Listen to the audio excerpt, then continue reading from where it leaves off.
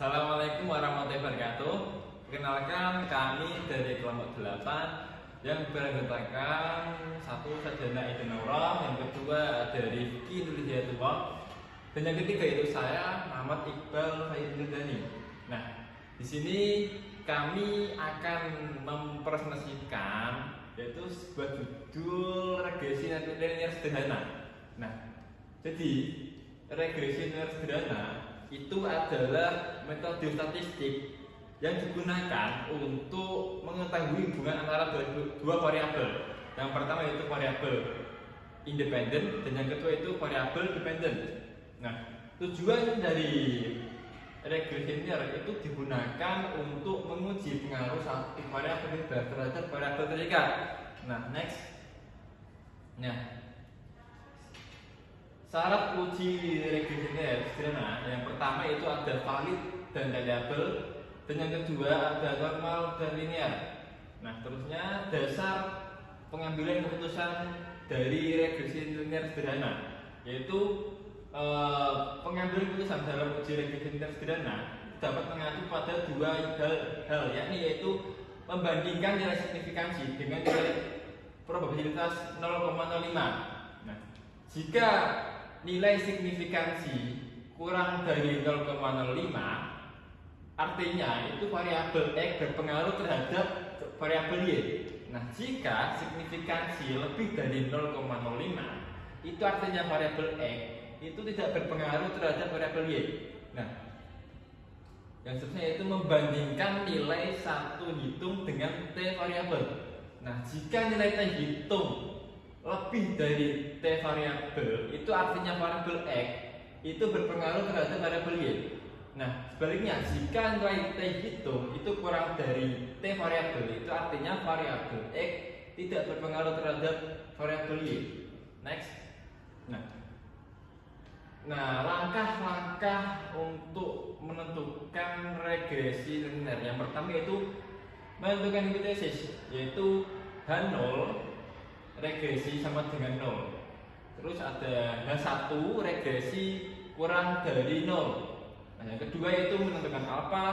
Yang ketiga yaitu menyebutkan nilai atau signifikansi. Yang keempat yaitu kriteria pengujian, yaitu tolak H0 jika sig kurang dari alfa. Yang kelima yaitu tolak atau gagal tolak H0.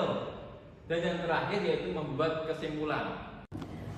Oke teman-teman, setelah tadi dijelaskan apa itu regresi linear sederhana dan juga tujuannya dan juga langkah-langkahnya, di sini kita mempunyai studi kasus dengan soal pengaruh media sosial terhadap partisipasi dalam pemilihan kepala daerah dengan data yang sudah kita punya sebagai berikut. Kemudian kita lanjut ke tutorial SPSS-nya. Yang pertama, setelah kita masuk kepada aplikasi SPSS, kita masuk pada variabel view. Dan kita input di name, yang pertama ada variabel X, yakni media sosial. Kemudian untuk yang kedua ada variabel Y, yakni partisipasi. Dengan measure skill semuanya. Selanjutnya, kita ke data view dan kita salin data yang tadi yang telah kita punya ke tabel data view. Setelah kita input datanya, kita pergi ke analyze, kemudian kita klik regression dan kita klik linear. Setelah kita klik linear, kita masukkan variabel X yakni media sosial ke independence, sedangkan yang variabel Y yakni partisipasi ke dependence. Setelah itu kita klik OK dan sudah ada hasilnya. Nah, selanjutnya teman-teman harus lihat kita mengambil dari variabel dari kolom yang koefisien. Nah, di kolom koefisien ini nanti yang pertama A itu ada dependent variabel partisipasi. Nah, apa yang terjadi dalam variabel partisipasi ini? Nanti ada output bagian keempat koefisien yang dari konstan A itu sebesar 13,960, sedangkan nilai media sosial B atau koefisien regresi sebesar 0,321, sehingga persamaan regresi dapat ditulis seperti yang ada di depan ya, yaitu Y sama dengan alfa plus BX. Y sama dengan 13,960 plus 0,321. Nah, persamaan tersebut dapat diterjemahkan seperti yang sudah ada di depan, yaitu pertama, konstan sebesar 13,960 mengandung arti bahwa nilai konsisten variabel partisipasi adalah sebesar 13,960.